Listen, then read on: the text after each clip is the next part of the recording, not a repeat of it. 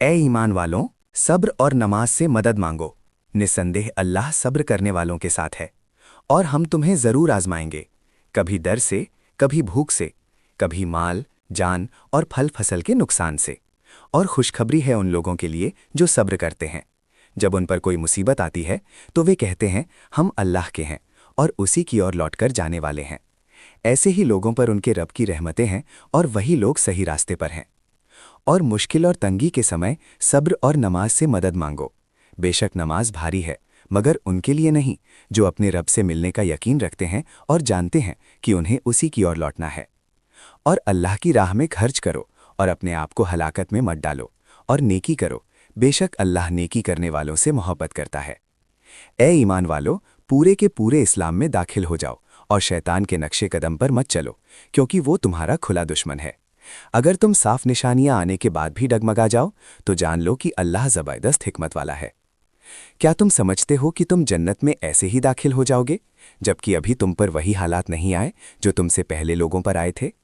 उन पर सख्तियां आईं, वे हिला दिए गए, यहां तक कि पैगंबर और उनके साथी पुकार उठे, अल्लाह की मदद कब आएगी? सुन लो, अल्लाह की मदद करीब है। और जो कुछ तुम खर्च करो वो अपने माँ बाप, रिश्तेदारों, यतीमों, ज़रूरतमंदों और मुसाफिरों पर खर्च करो। और जो भलाई तुम करते हो अल्लाह उसे जानता है। और हो सकता है कि कोई चीज़ तुम्हें नापसंद हो, लेकिन वही तुम्हारे लिए बेहतर हो, और कोई चीज़ तुम्हें पसंद हो लेकिन वही तुम्हारे लिए बुरी हो। अल्लाह जानता है और तुम नहीं जानते।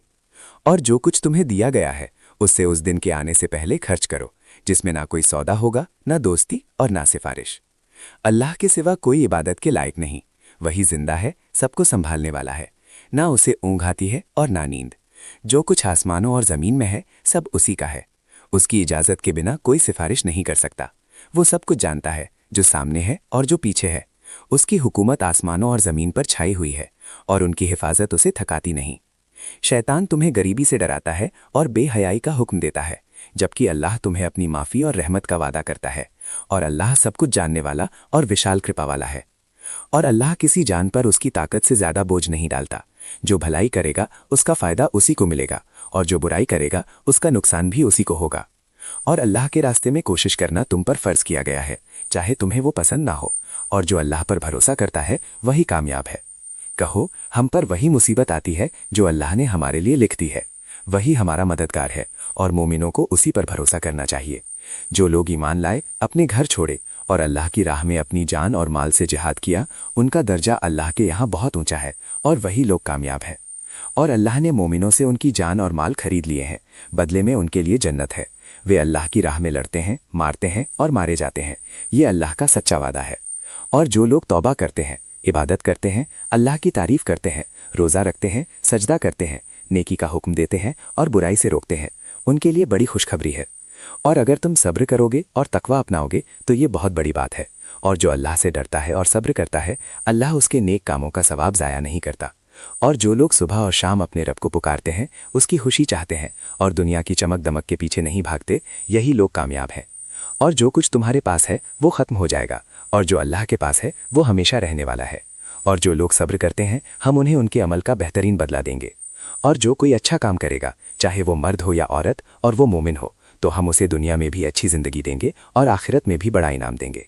और जब कुरान पढ़ो तो शैतान से अल्लाह की पनाह मांगो, क्योंकि शैतान का जोर सिर्फ उन पर चलता है जो उसे अपना दोस्त बना लेते हैं। और अपने रब की राह की तरफ लोगों को हिकमत और अच्छी नसीहत से बुलाओ, और बहस करो तो अच्छे तरीके से करो।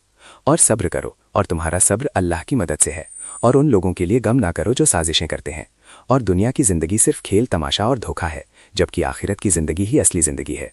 तो अपने रब की तरफ लौट आओ, उससे माफ़ी मांगो और जन्नत की तरफ दौड़ो, जिसकी चौड़ाई आसमान और ज़मीन जितनी है।